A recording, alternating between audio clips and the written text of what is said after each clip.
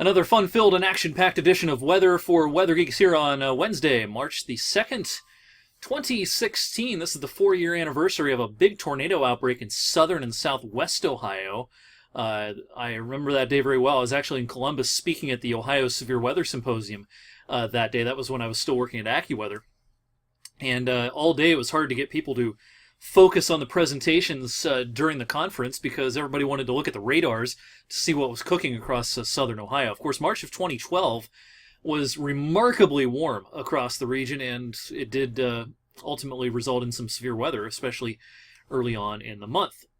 We look to have a warm March this year as well, probably not to the extent that we had in 2012, but it's looking awfully toasty next week and into perhaps the following week as well. Speaking of the Ohio Severe Weather Symposium, this is a symposium, a one-day conference, free of charge, put on by the Meteorology Club at Ohio State. I was the vice president of the Meteorology Club for a couple of my years there, and had a hand in kind of getting the symposium going for a couple of years while I was at Ohio State. And Jess and I are going down to the symposium this year on Friday. We'll be attending together during the day Friday. And all of the speakers this year are Ohio State grads. I'm not speaking, but all of the speakers are Ohio State grads. It's the 20th anniversary of the first symposium down at Ohio State.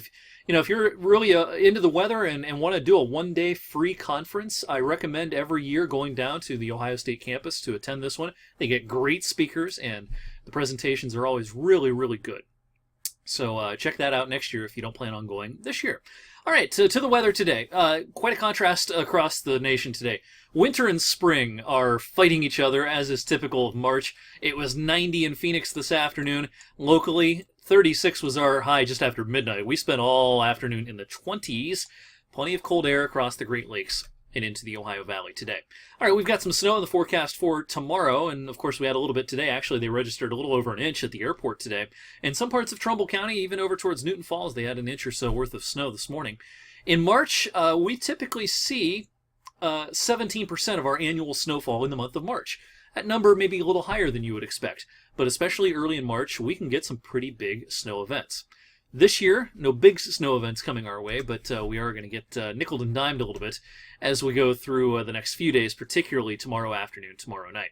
All right, Storm Tracker 21, when I recorded this at 7:38, quieting down. It flaked all day today. It was a reminder that Lake Erie is ice-free and wide open for business, and with the Arctic air flowing across it, the flurries and snow showers persisted longer than I thought they would today.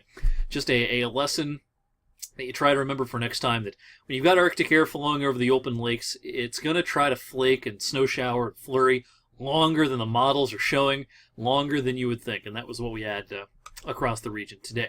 All right, we've still got a lot of clouds this evening. I do think some of this clearing is going to try to work in. It may be a tough battle, but some of this clearing is going to try to work in as we go through the night tonight. If we get enough clearing, we'll drop well down into the teens. Tomorrow's weather makers out here across the middle of the country. It's this area of low pressure that's moving across Kansas and Nebraska.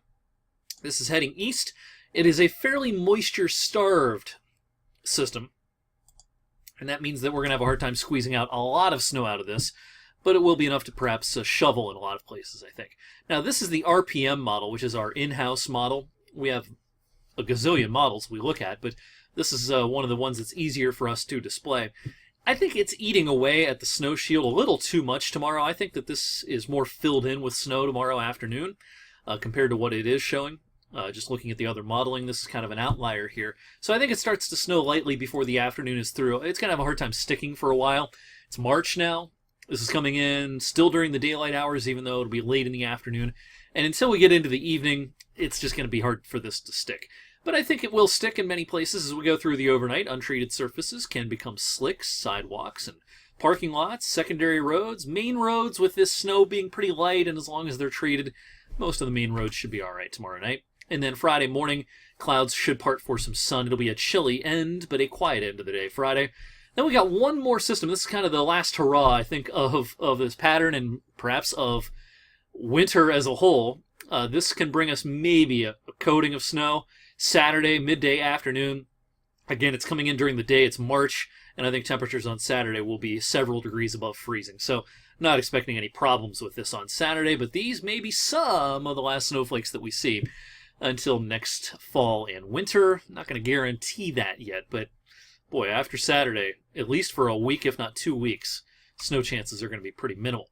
All right, as far as amounts, again, this is more of a nuisance than anything. The modeling is coming together now and advertising 2 inches or less across most of our viewing areas. So this is the forecast I went out with. Most places are going to get a coating to a half an inch.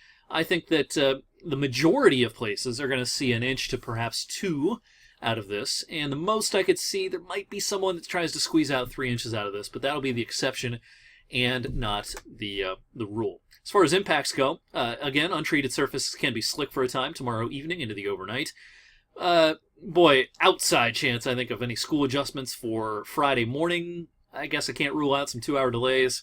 I don't make those decisions and am often wrong when I try to guess what the schools are going to do.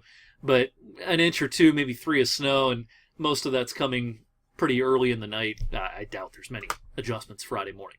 All right, just a quick reminder that it is still early March, and it can get awfully cold, and the citizens of Canada are hardy individuals. Look at the wind chills tomorrow morning in parts of Quebec and Ontario. 39 in Quebec City, 25 below in Montreal, 21 below in Ottawa. I mean, this is brutal stuff. Thankfully, it's staying up there. And they will get some relief as we go towards the end of the week and the weekend, relatively speaking anyway. So it can still get awfully cold in early March, especially, of course, for our friends up in Canada. All right, quick look at the longer range. Looking upstairs here at the jet stream level, about 30,000 feet high, about the level the airplanes fly. We're cold right now because we have this low-pressure system over Hudson Bay driving the cold down out of the north and west. But, of course, the pattern's about to change.